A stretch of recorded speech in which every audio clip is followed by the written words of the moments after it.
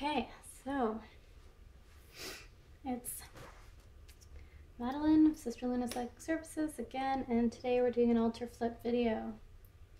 Leading up to Litha this year, I was just way too busy with work and planning the ritual to actually flip my altar for the season. It's still set up from equinox. I use these matching pyramids, black and clear, to represent the balance at equinox. This is a witch jar that I covered in a video. A is for acting in a chord. That also is involving balance and has the white and black feathers. This is my moon goddess huntress necklace. Got broken, but I keep it on my altar. Just a Nag Champa incense. And a smoky quartz. A lot of the crystals got taken off and brought to the ritual site. This is my besom. Keep it on there pretty much all the time.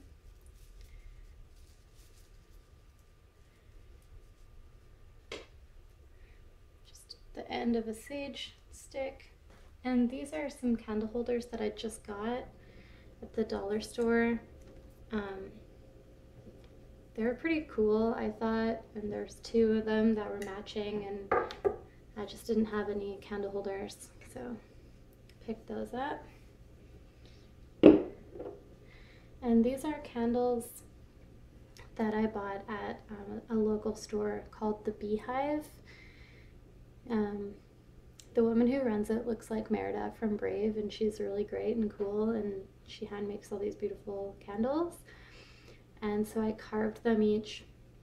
I carved this one with goddess symbols and this one with god symbols, and they represent the god and goddess on my altar. This is my cauldron.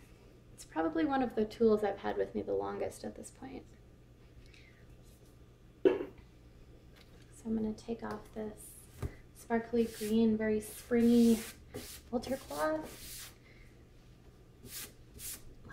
Wipe this table, so covered in ash, and I'll also wipe it with my oh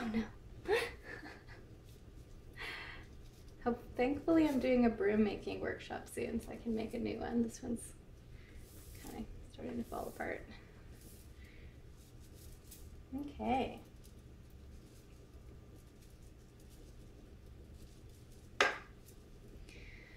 So, for the new altar cloth, I'm using this really cool iridescent orange fabric. Ooh.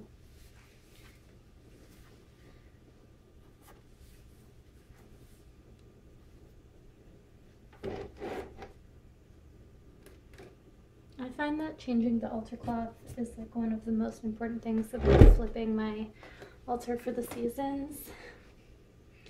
And I really like to flip it for the seasons. That's pretty much the only time I do it.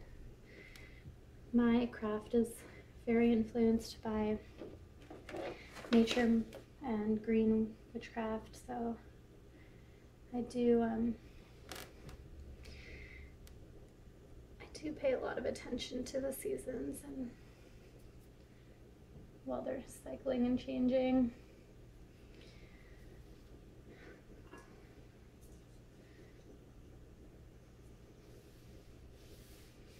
What else am I going to include on here now? The moon.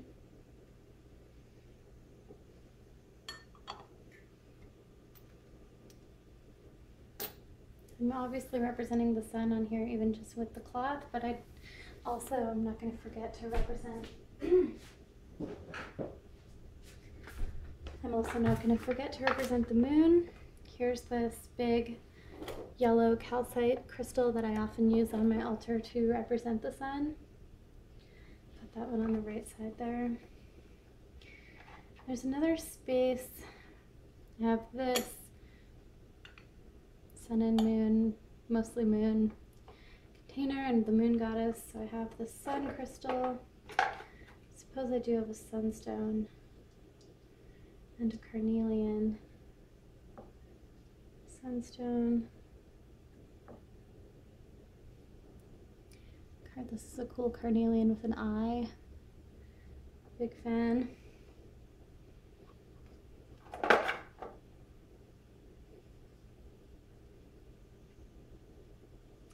think I'm not going to put this mica and citrine on there because I'm going to start carrying it around with me. Same with this boulder opal, which actually has the hole for a string, so I'm going to restring it.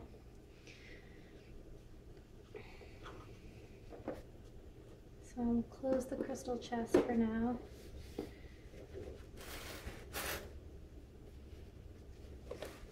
Pull out my box of extra witchy stuff. It's literally just a styrofoam box.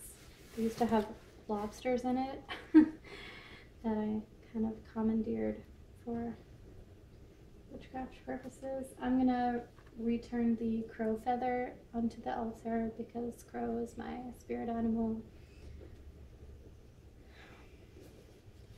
Crow's always talking to me, reminding me that we're pals, and I'm very grateful for that.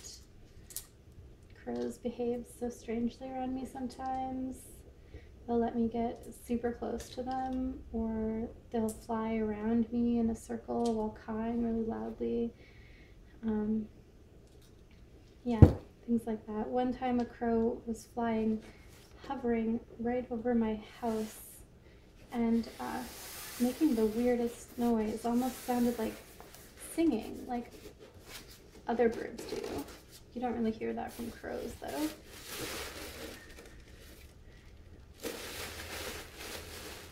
Got some Mugwort Smudge here. I'm feeling called to put that on the altar, so we're going to put it on the other side with the goddess items.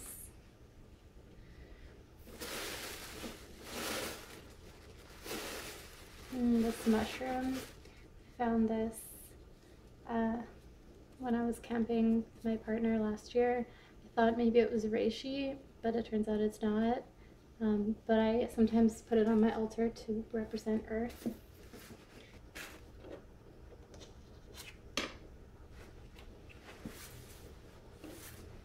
Okay, so I'm gonna replace the incense. Oh. Bless me. I'm gonna replace the incense in the east corner.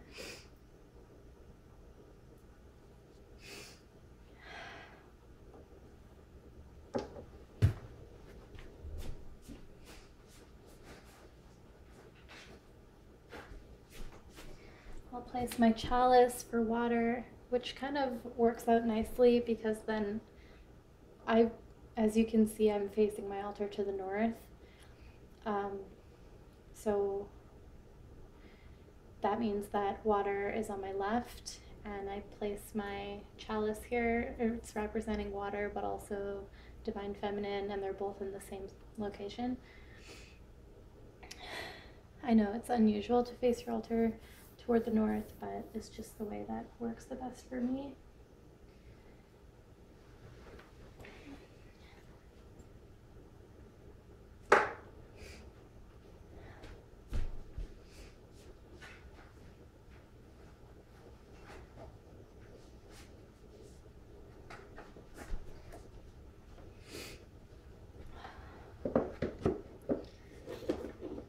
So I guess, I'm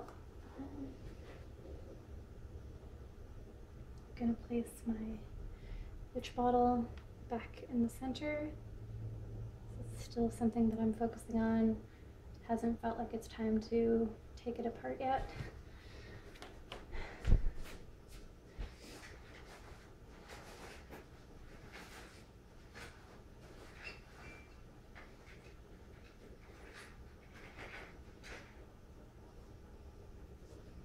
Okay, and here's the candle that we used on Solstice during the ritual to represent the element of fire. So I'm going to use that candle right here in the south to represent fire. I don't have a candle holder for it, so I guess if I decide I want to light it, I'm going to have to figure something out.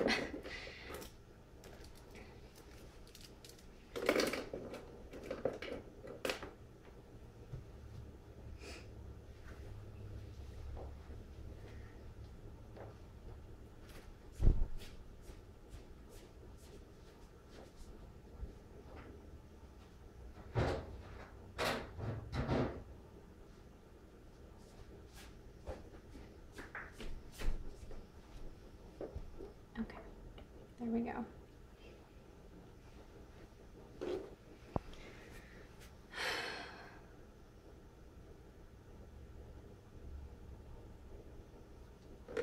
Okay, so this is my new altar all set up for summer, the waning part of the year. Acknowledging the sun in all of his power. Feeling warm and grateful and happy and passionate and full of life. Here's to summer. Merry meet, merry part, merry meet again, blessed be.